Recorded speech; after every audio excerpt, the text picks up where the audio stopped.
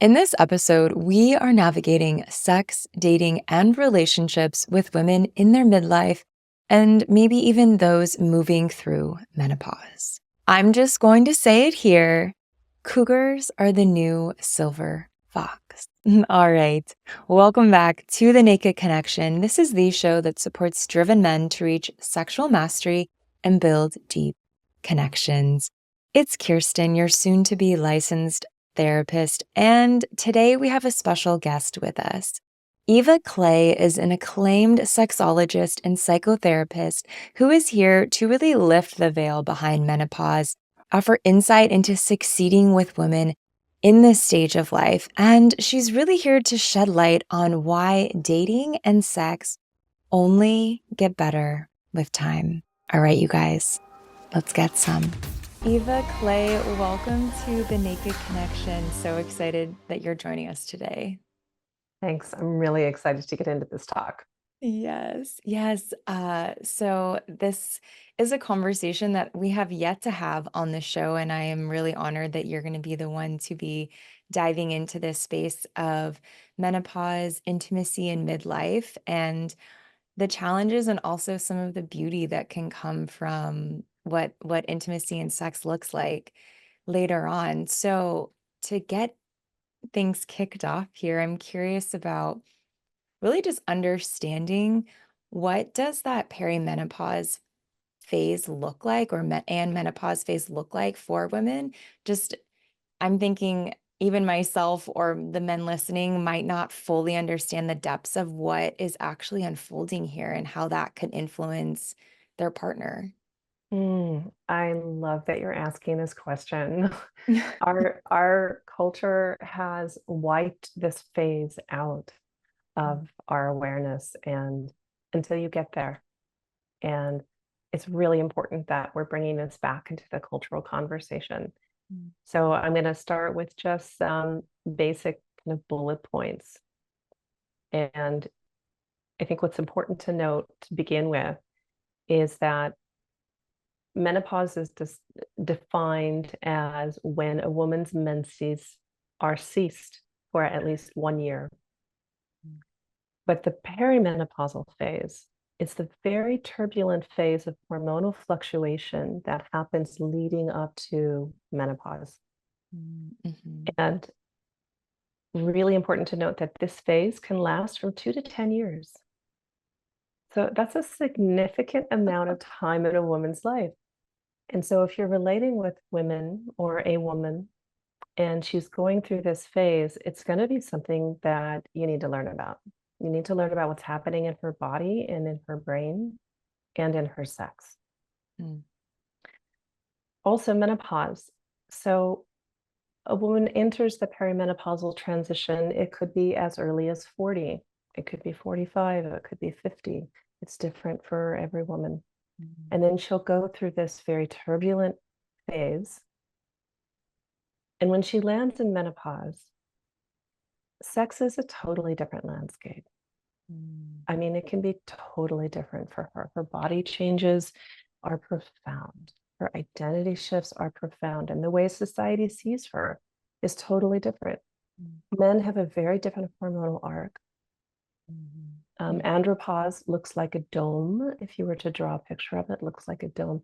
Menopause looks like a steep cliff. It's like there's a sudden drop of hormones.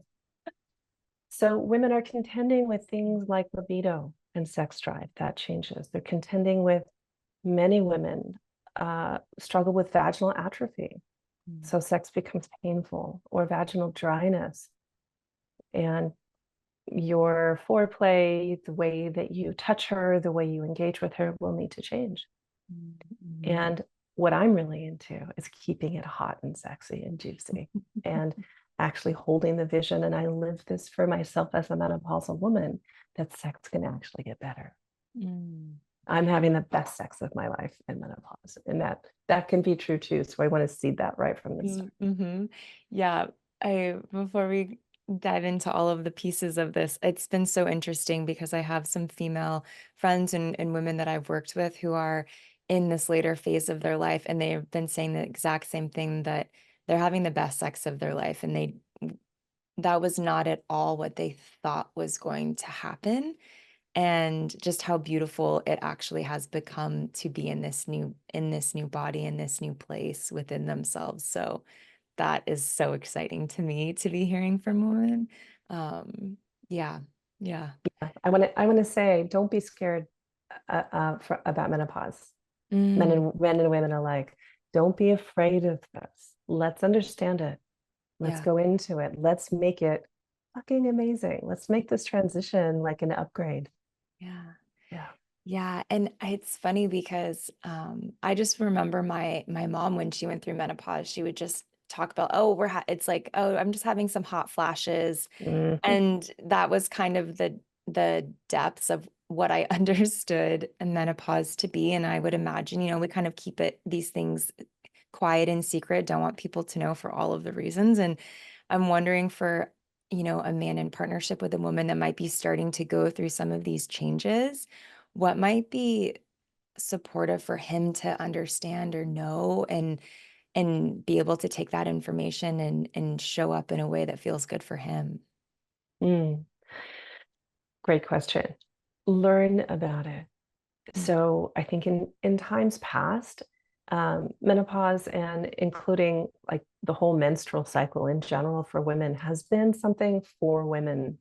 You know, even speaking with male doctors, I noticed some discomfort. There can be some squeamishness. There can be some like just a sense of like, well, that's your department, not mine. mm, But it is your department. If you're relating to women, if you're having sex with women, it's your department too.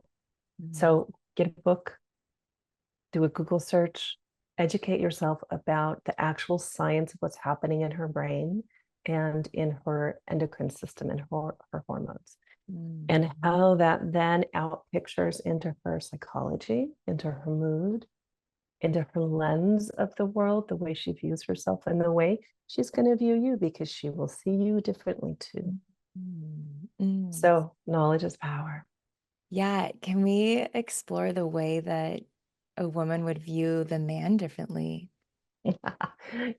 Yes, let's get into that. So a little a little fact that's important to know Mm, is about estrogen and understanding the kind of personality of estrogen. Testosterone has a personality too. mhm, But one of the primary evolutionary functions of estrogen is to drive women toward belonging. mm, So when women are reproductive and they have their fertility, in the tribal psychology of evolution, this is a perfect design.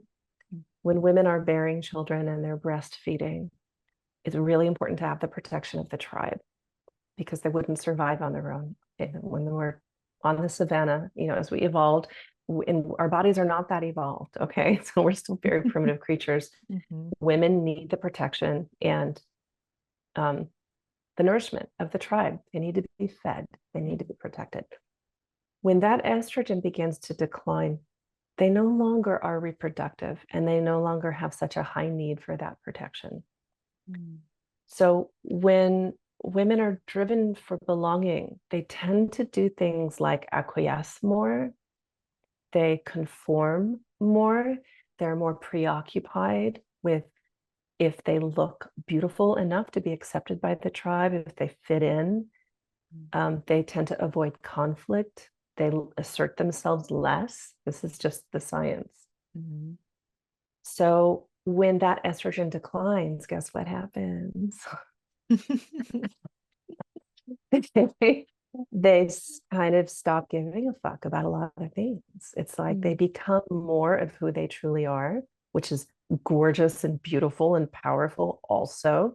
And if you're a man who can hold that and handle that, of like watching your woman rise and mm, say, I don't give two fucks about this anymore. I'm going to live out loud and wear what I want and be who I want. And I'm going to quit my career and I'm going to start this career I've always wanted to do, but never had the courage to do because I was raising babies or I needed to win the love of the man I was with.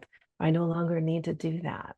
mm, So, how she sees him differently, that I track this very common, not all women will have this, but it's very common, mhm, is that she will see her man in the light of day. Mm.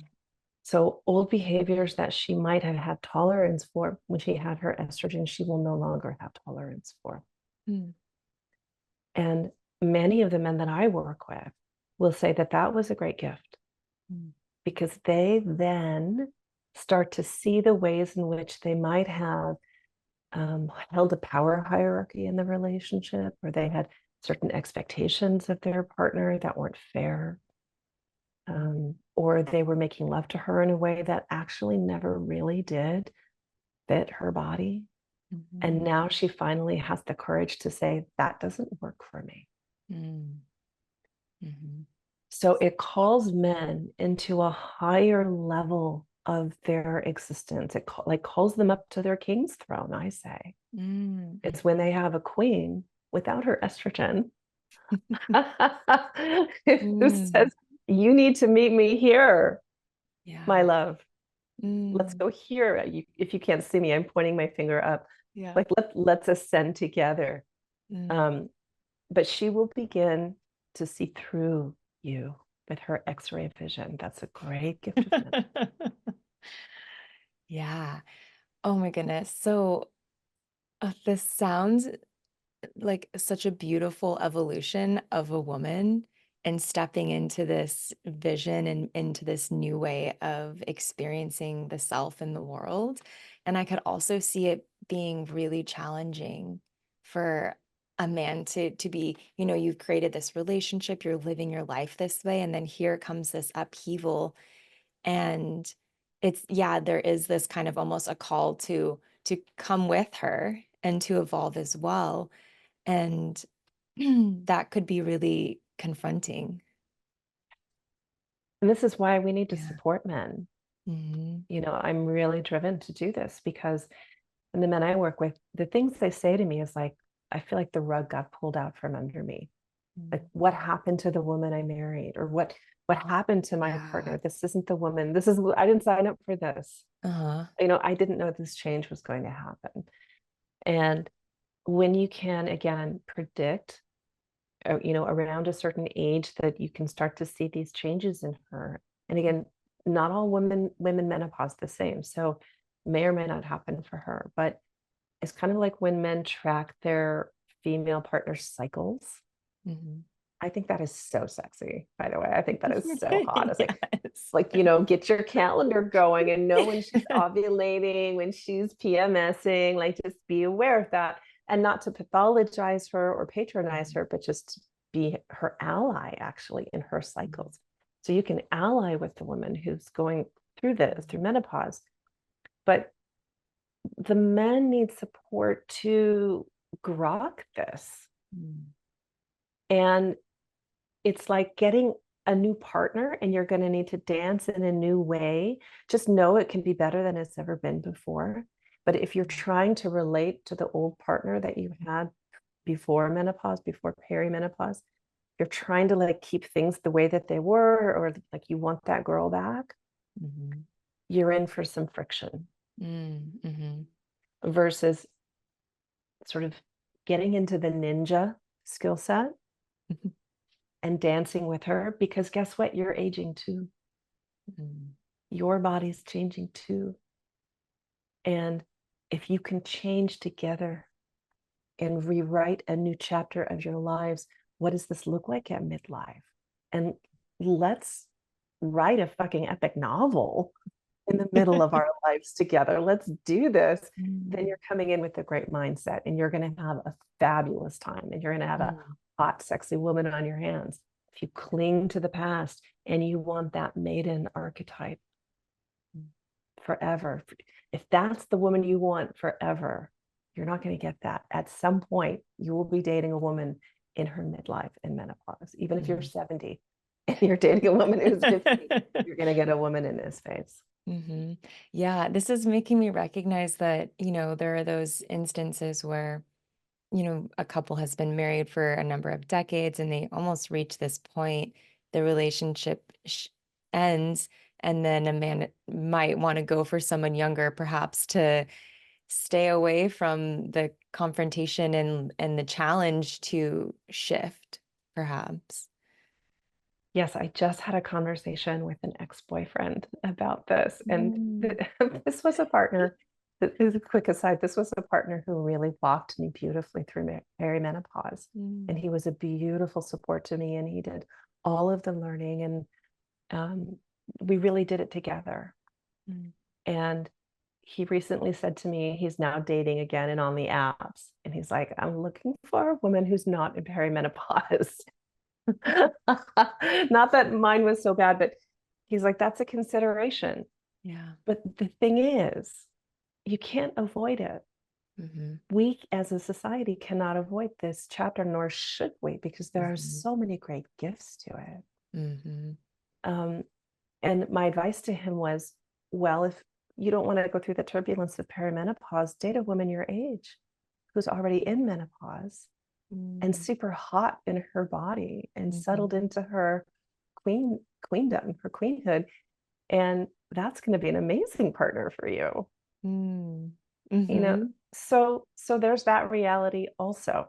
But I think it does ask of men to empathize, to fine-tune your faculties of empathy with your woman's experience. Kind of like if you're listening now and you're a father, you know that your woman went through a process to conceive, to gestate, to carry, and then to birth a child. And ideally, I would hope that most of you listening were allies to your woman through that process. Even if you can't fathom or fully empathize what it's like to carry a child in your body, you were there with her. And menopause is a rebirth. You know, it is a very intense and important process in a woman's life. And when I work with a lot of couples, when there's a high friction in the relationship, it's almost always because the male partner is not listening. He's not understanding. He's not empathizing with her experience. She might be hot flashing 50 times a day and sweating through her clothes and not sleeping and not like she's going through a lot of discomfort.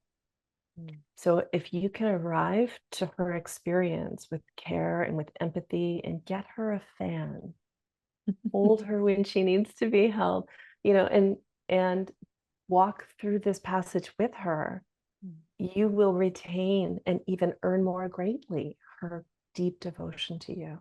And she can remain this succulent, sexual, naughty, erotic being, absolutely. But she needs you to walk with her through it. Yeah. Yeah. Even this small, simple actions of doing some of these things can be so powerful. That was going to be a question I would ask, would be how to support a woman in that space. And it sounds like there are some really simple things that can be done to just even signal, hey, I'm here with you. I understand. I'm learning about what you're going through. Just having that insight, doing even the Google searches, listening to this podcast, those sorts of things. And what, just thinking, what is a man going to get from all of this? Like, what's the gold at the end of that pot, you know? Well, thank you. Yes. So there are two questions inside of what you just asked, and they're both so good. So let's go into them. And the first one is, you nailed it. Just be there. If your woman is in perimenopause or menopausal and still having symptoms, just listen. Like, be patient. Listen to her experience. Ask her what she needs. Like, literally, how can I support you, my love? What's the best thing I could do? And then on top of educating yourself about what menopause is and what it feels like, be a student of her experience. And it doesn't mean, I want to be very careful. I don't mean to subjugate yourself to her, but I mean to partner, to pair with her. Her menopausal journey is not just women's business or something uncomfortable that is happening. It's your business too. So different women will have different needs also. some women won't hot flash. It's rare. But some women won't. They'll have, their hair will fall out. That's a common thing too. Their hair will fall. Like, this is really uncomfortable for us. But whatever symptoms she's experiencing, if you can hold a field of loving acceptance of whatever she's going through and really dig deep, my friends, into your well of tolerance, into your well of patience, she might have some real mood swings that could happen too. And dig deep, my friends, into trusting that there is also great intelligence and wisdom in however she's swinging. Women, when they're going through this portal and the hormonal shifts are happening, it's not that they're going crazy. I want to completely take that word. I want to eradicate that word out of the conversation, because I hear a lot of men say that, like, oh my God, I feel like she's going crazy, or I'm afraid she's going crazy. She's not. She's actually ascending to her higher power. She's like coming fully online. And the things that she's able to see in this state is such a gift to you. Like I said, she'll get X-ray vision, not only with you, but with everything around. She's going to be able to call out all kinds of distortions and bullshit and half-truths. It's like you have an oracle of truth at your disposal. Oh my God, how can you use that? That's amazing. Like, go to her for business advice, sit at her feet and say, what should I invest in today, my love? And like, let her download that, because I'm serious. Like, you have this priestess with you, use her. And so that's a good example of how to pair with her and to take advantage of those gifts instead of resisting or labeling. Yeah. Yeah. And one, I recently was learning more about this, in that as women's estrogen is dropping, men's testosterone is also dropping. And so even, there are physical changes that start happening with men around it. It seems like perhaps the same age approximately. And so with both of those shifts happening, how can we use that to our advantage? Coming back to the dome versus the steep drop. So men's testosterone will begin to decline around the same age, but maybe a little bit later, a couple of years later than most women. And it's a very gradual decline. So men might notice things like hair loss. They might notice their erections are lasting not as long. This is when we start to see more erectile, I don't like to call it dysfunction, but erectile shifts, we'll say, or they're having trouble experiencing climax, or they're not lasting as long. So they enter a kind of new chapter of their sexuality as well. And so sex needs to be redefined. So let's say you're a couple in your 60s. She's already menopausal. He's already in his andropause. Also, his testosterone continually declines, whereas her just comes to a complete stop. So he's declining. So the way that we pleasure each other, the way that we experience intimacy, is begging you to redefine sex. And I don't just mean like penetrative sex is off the table. I mean how you warm each other up in your bodies, how you flirt with each other, how you touch each other, the time that you take and the care that you give your pleasureful intimacy can be remapped. And this is why many couples I work with will say, I wish I'd been having sex like this all the time. Like, why did it take an erectile issue to make me hold a totally new mindset about it?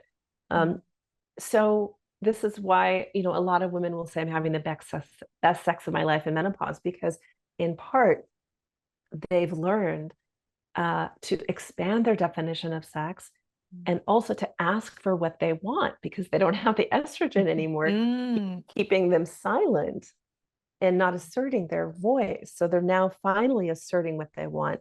They want the the vibrator during sex. They want the orgasm. They don't want you to stop. They want you to, whatever it is, they're now speaking up for themselves. And they're less concerned about their cellulite or their imperfections of their body, the way that estrogen makes you very preoccupied with any perceived flaws. Without that, it's kind of like, here I am, baby, and that's honestly like the most sexy attitude for men, right? Like we want a woman that's just like fully in her flesh and like, yeah, let's have some fun and dance and bring this and play.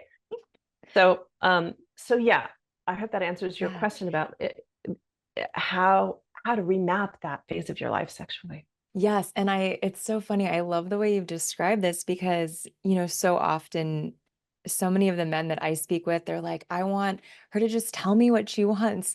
I think she's beautiful and she wants the lights off, like all of these things. And it's like, wait, what you're just describing is like what men so often are really wanting from a woman. It's so beautiful.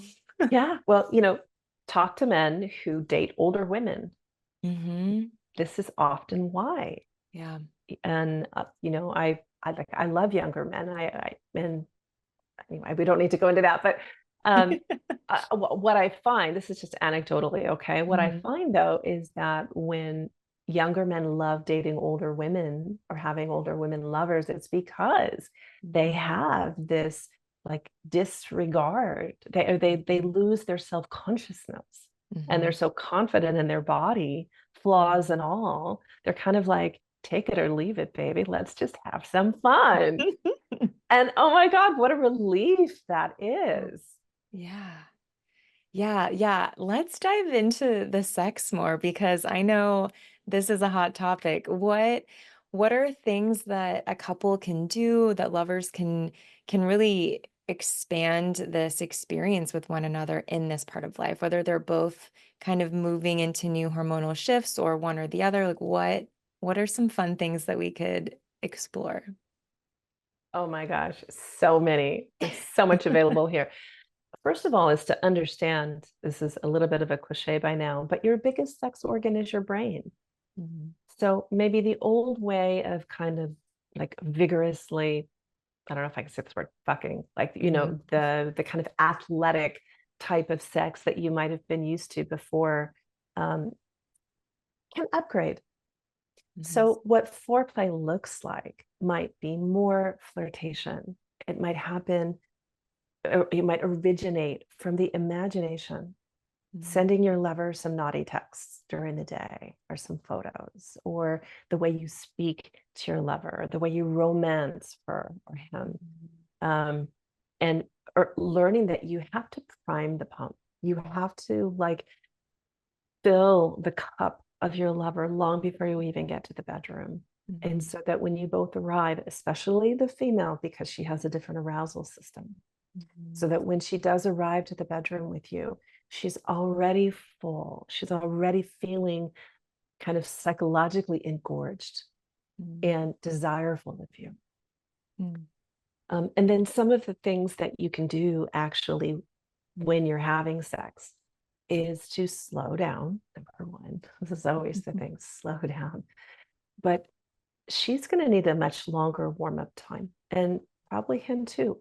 So learning the art of, let's say, tantric massage, learning how to massage your partner, their whole body, not just their genitals, but including their genitals from head to toe, and really start to understand the circuitry of sex and the neuroscience of sex and what begins to flood the body with sex hormones before you actually even have any genital contact. So you're preparing the body in a very sacred way for the optimum pleasure ultimately. And then sex may or may not include penetration anymore. Maybe not. And is that okay? Like, it forces us to look at what is the ultimate goal of sex? Why are we doing this? And the men that I work with, they'll often say, like, in my mid 50s into my 60s, that I'm not just looking to get off anymore. It's not just about the ejaculation or the climax like it used to be. That's the signature of testosterone. And so when that begins to wane, they actually become phenomenal lovers because they're not so driven just to get their rocks off anymore. They want more of the intimacy and the sensuality and the emotional connection, and they can take their time and sing to their partner's body. And this is what I love about, men in these later years is they're more chill, they're more relaxed about it, and for them, sex might even look like your partner doing a naughty lap dance for you. And like, that's so delicious and erotic. So the definition expands to include all of these erotic domains as well. Yeah. And what was coming to my mind when you were just describing all of this was it almost sounds like as two people are growing into this new part of life, that what sex is also changing, not just from like the physical action of it, but the intention behind it and what's actually yes, possible within it of, oh, we're no longer doing this just to have an orgasm. We're doing this perhaps to experience each other, to have deeper intimacy, for a spiritual, a tantric experience, like all of these different things is now what sex can be about because both of our bodies are shifting towards that. It's really interesting. I feel like in a spiritual kind of way, it's almost moving towards, yeah, something deeper as we age. yes, really well said, because we can get to those deeper layers of intimacy and exchange, and even I would say erotic enlightenment Mm-hmm. when the hormones are not so in the way. Mm. A lot of men will say, when I entered my late 50s and my testosterone began to drop, it was such a relief Mm. because I'm no longer driven the way that I used to hook up with women or to conquest women. What a relief. Mm. And they become more available actually to the deeper layers of partnership, which includes friendship Mm. and collaboration. Yeah, and compassion and care. They're more available for those virtues. Mm. This is making me like really look forward to moving forward in my life. Oh, Actually good. having this conversation, it's such a beautiful way. I think that we get so trapped in thinking that aging is this thing to avoid, and yeah, it seems like there's actually so much magic in it. Well said. There is so much magic in it. Yes, Yeah. don't be afraid of it. It just is. Mm. I think aging gets a bad rap from people who want to stay clinging to the experience of youth, and it's no surprise because we're in a youth-driven culture, Mm-hmm. and we don't really value aging, obviously, and especially for women. Mm-hmm. There's a new movie out with Brad Pitt and George Clooney, Mm. and I think it's called Wolves, or it's streaming. Anyway, these guys are like in their 60s, and they're super hot, and I'm like, where's the female equivalent of that? Yeah. Where women in their 60s are super hot and action heroes. We don't really have that, and so we have to redefine this. Mm. And I think that's happening now, and I'm part of that charge. Mm-hmm. But I just want to say that when you lose the goal you used to have of sex and realign that to something that is actually more nourishing, you're going to have a great time. And look, sex is vitalizing. We actually need to keep having sex. Here's the danger is when you stop having sex. Don't do that. Mm-hmm. Don't do that. Don't give up on that. Yeah. Keep your juices flowing because that's your life force. And the more sexually active you are with, listen, a little bit of science. I don't mean just keep hooking up and hitting that Tinder. I mean having deep, connected, emotionally connected sex, because when we combine the endorphins and the dopamine of sex with oxytocin, the love hormone, Mm-hmm. that becomes a superfood for your body. That is the best anti-aging serum there is in the world. So it's a great time to find a beautiful partner that you can go deep with if you're not already a partner, and keep each other alive and vital, and keep your intellect sharp, prevents dementia and cognitive decline, prevents heart disease, is protective of cancers, like on and on. I could extol the virtues of having deep, connected, loving sex throughout your life, never ending. Yeah. Yes. Well, and this is making me think the way you just phrase that is that, if there is somebody who is finding themselves to be single in this moment and they're entering back into that dating space and maybe if it's been decades, years, the dating game has changed a little bit and now they're perhaps pursuing women that are, at a later stage in their life as well, or just a different point in life. Or is there anything that would be supportive for them to know or to consider or to do? Oh, yes. Oh, I love this question. You are in for a good time, my friend, is what I want to say about that, because I think 45, 50 plus dating is the hottest market out there. Mm, That is such a great time because people are coming out of their first marriage a lot at this time. The kids have grown, left the home. It's like this is just the common kind of mhm. phenomenon that we see. Not Yeah. everybody, but this is common. They've had their first partnership or marriage, and they've been around the block a little bit, and they know what they want, Mhm. and they're more mature and skillful in Mhm. their relating, and they want deep love and sex. So go for it is what I want to say. 3 words: go Yeah. for it all the way. Get on those apps, man, and have yourself a good time. There's so many women in this age Mm. range also who are just like ready, Yeah. to bring it. Uh-huh. And you can live out these years of your life, 50, 60, Mm. 70, 80, with somebody amazing, and travel or retire or start going to sex parties, or like Mhm. totally reinvent who you are in the Mm. way that you move your erotic identity through the world. Mm.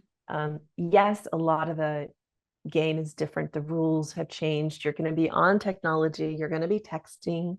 You're going to be messaging people for a while before you meet.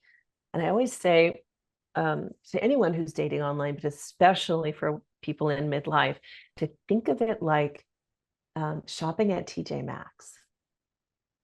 You ever shop at TJ Maxx or like Mhm. Ross or Marshalls or like one of these kind of stores? You might have to dig through the sale pile, but you can find amazing things there.